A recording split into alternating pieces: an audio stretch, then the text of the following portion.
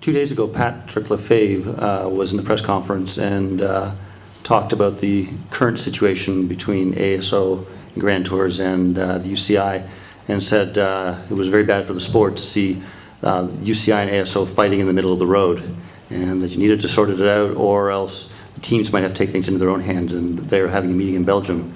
Have you had a chance to talk with any of the team directors while you're over here to discuss that, and where are you with that, with talking with them?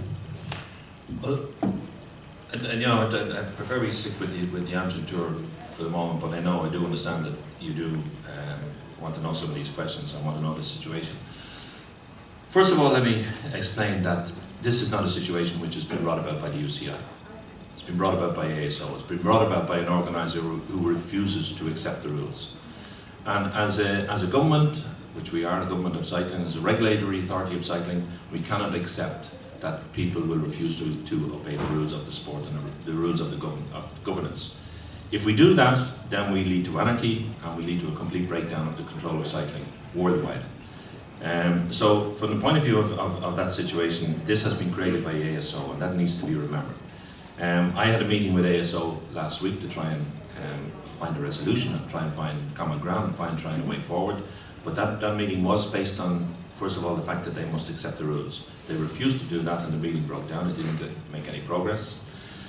Once that happened, they then went and put their race on the national calendar under some obscure French law. They put their race on the national calendar of the French Federation, with the assistance and collusion, so to speak, of the French Federation. And then I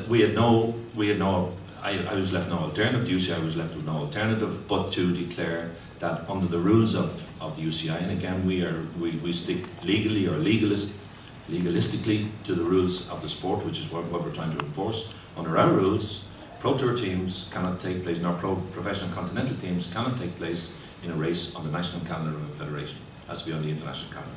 And that left me with no alternative but to tell the Pro Tour teams that they cannot go to Paris-Nice. That's the situation at the moment. I did have a meeting with the teams, with the 6 or 7 Pro Tour team managers that are here. I had a meeting with them this morning. They understand and are completely behind the position of the UCI.